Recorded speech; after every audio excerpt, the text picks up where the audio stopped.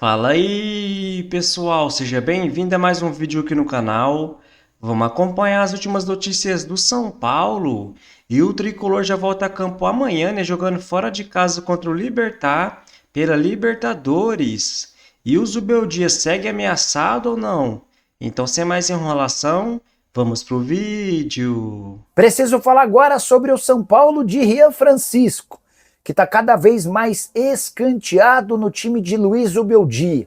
Você sabia que nos últimos 6 confrontos, Rian Francisco teve apenas 13 minutos em campo?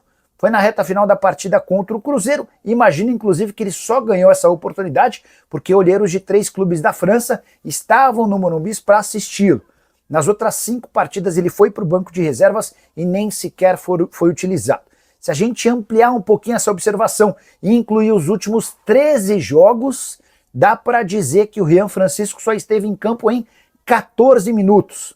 Foram 13 minutos contra o Cruzeiro e mais 1 minuto diante do Sport na abertura do Campeonato Brasileiro. Em outras 11 partidas ele foi relacionado, ficou no banco de reservas, mas não saiu de lá.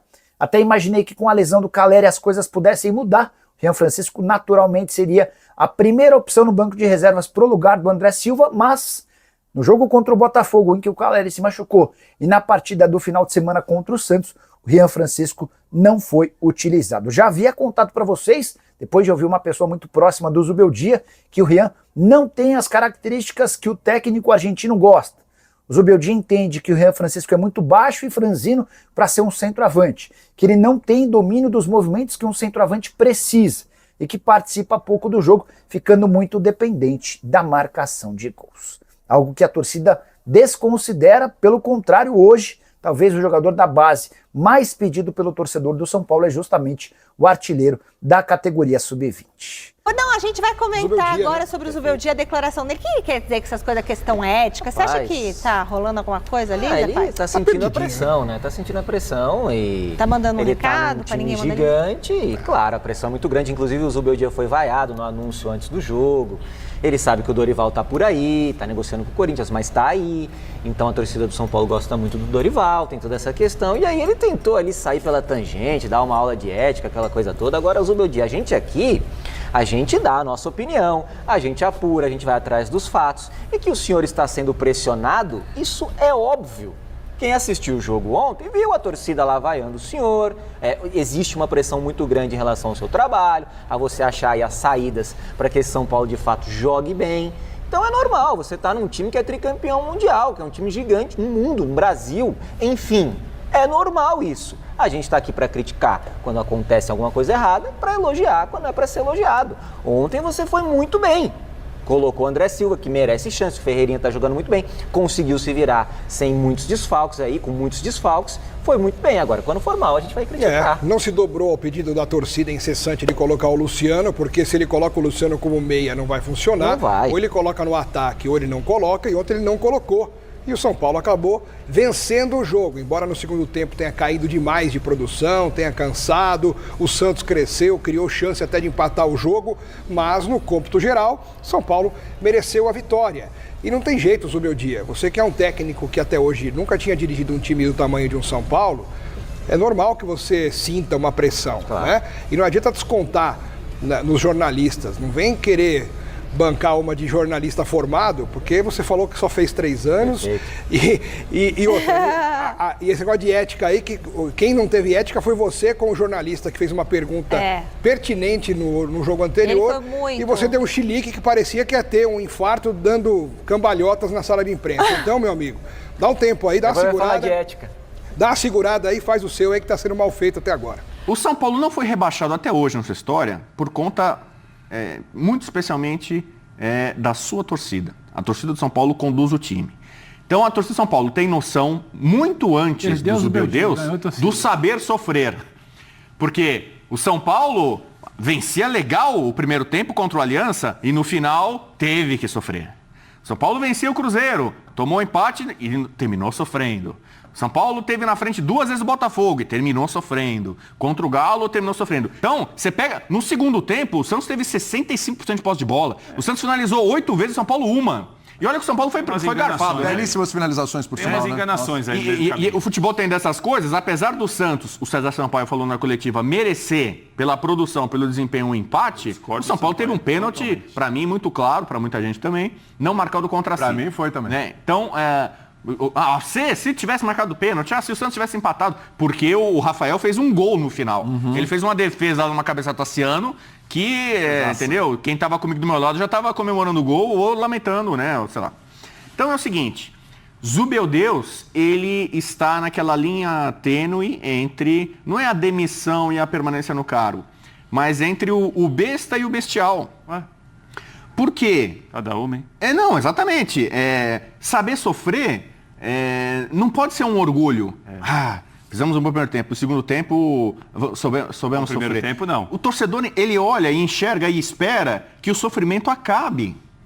Mas não é pra futebol ficar sem ganhando. sofrimento? São Paulo ganhou do Talheres fora de casa, resultado muito importante nessa Libertadores. Terminou num sofrimento, a bola passando, Mas o raspando. futebol basicamente é isso, Bubu. Não é. Você não falou agora o Palmeiras ganha legal, o Flamengo... Não, com dificuldade. Com dificuldade. Grandes Então, assim, resultados com O dificuldade. São Paulo segue invicto, sinceramente, porque o futebol tem um imponderável. Porque o São Paulo era muito... Calma aí, eu me perdi, Bubu. Eu não falei, eu sou um cara falou aqui no começo do honesto programa que e um São cara Paulo era coerente. bom. Eu falei, se o Palmeiras não tivesse um pênalti contra o Sport no final, se tivesse marcado um pênalti pro Inter contra o Palmeiras, se o Rafael não tivesse feito milagres, no plural, o São Paulo teria perdido do Galo, teria perdido do Botafogo e teria empatado ontem contra o Santos.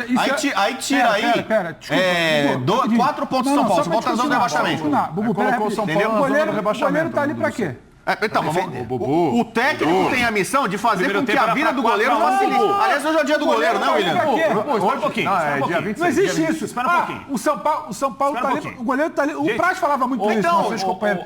Eu tô lá pra agarrar. Aí eu agarro, o cara fala que o time não merecia. É o trabalho dele. O primeiro tempo foi um Ele tá ali pra vareio, isso. Bubu. O Primeiro tempo foi a cor da bola. Então, parece que é uma parte a ordem. No primeiro tempo, ter virado 2-1, pro Santos foi lucro. Pô, o Santos saiu feliz. O Santos jogava 10 por hora, o São Paulo a 200 por hora. O Santos não tinha saída de Mas bola. o jogo tem 2 tempos, né? Eu não sei a regra, como é que é?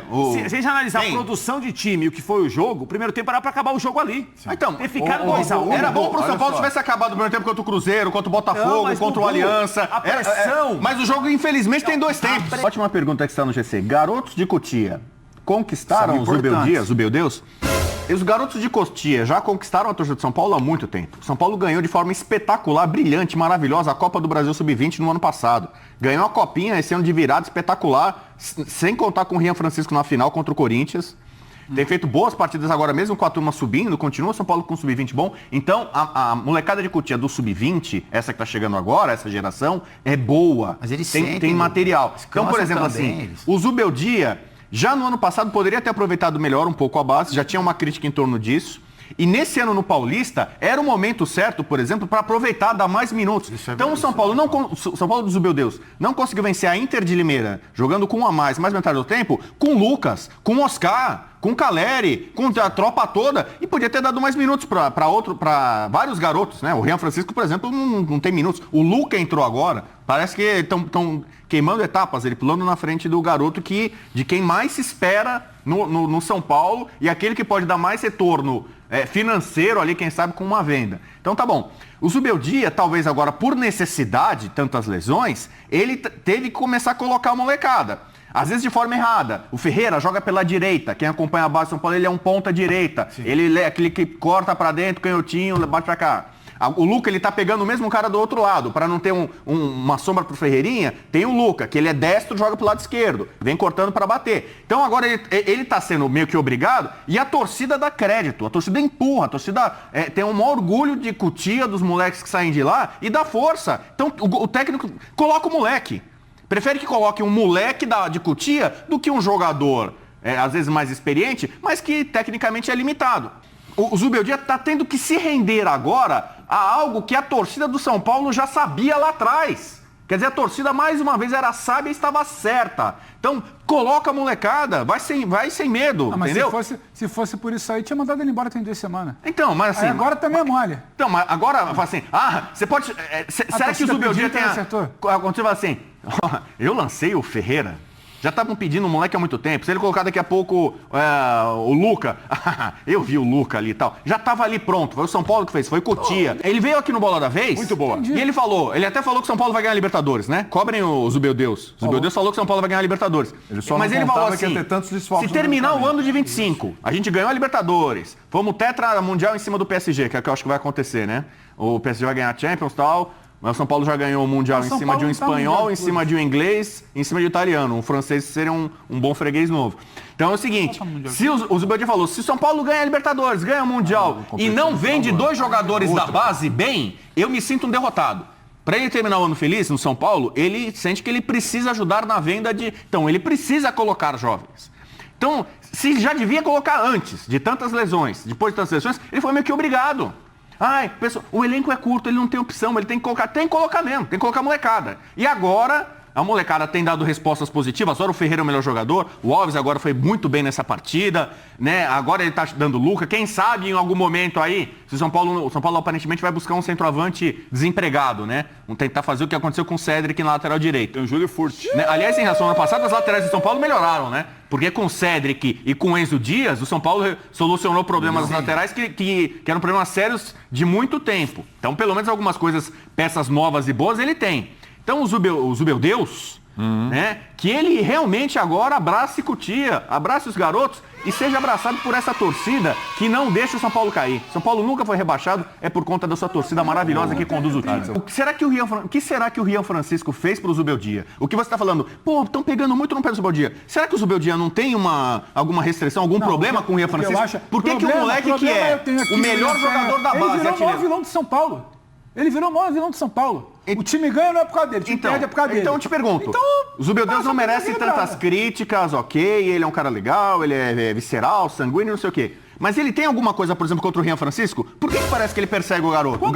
Quantos treinos eu e você assistimos do Rian Francisco? Não, a gente não vê treino nenhum. Quantos processos de evolução do Rian Francisco que a gente assistiu? Mas eu vi... que eu posso virar eu acompanho... Tem que botar o moleque que tem que botar porque eu quero. Especialmente muitos São Paulinos acompanham a base. André Silva E quem tá lá sabe que esse moleque é um fenômeno. Alguém tem que perguntar pro Zubeldeus, né? Com cuidado, né? Porque às vezes ele chega na coletiva e ele dá aula de jornalismo. Ele falou que fez 3 anos de jornalismo, então ele vai lá. Não faça essa pergunta. Faça só pergunta que seja positiva pro São Paulo. Não vem fazer uma pergunta que vai me complicar aqui. Falar que, pô, você deu um empate. Fala que a gente jogou alguns minutos bem.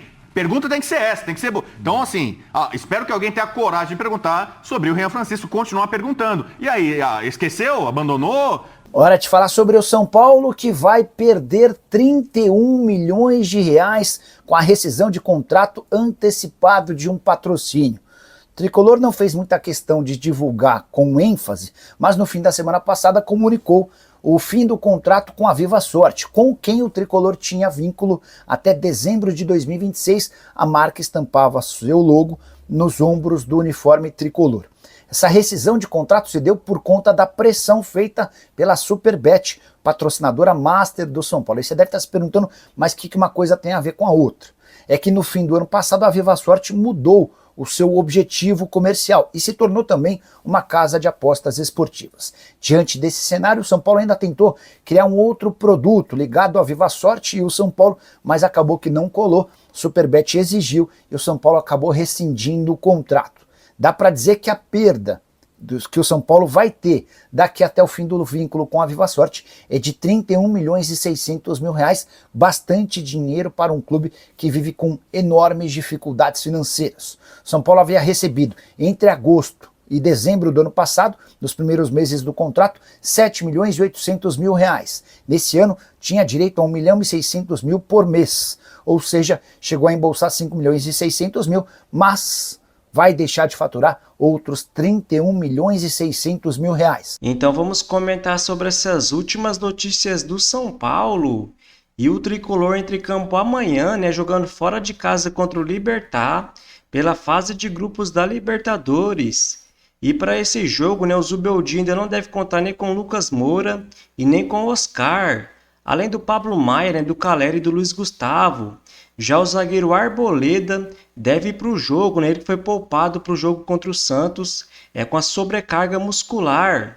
Então o Zubeldia deve mandar o São Paulo a campo com Rafael, Cédric, Arboleda, Alan Franco e Enzo Dias, Alisson, Marcos Antônio e Matheus Alves, Lucas Ferreira, André Silva e Ferreirinha. Então a base vem ganhando espaço, né, galera, no time do São Paulo.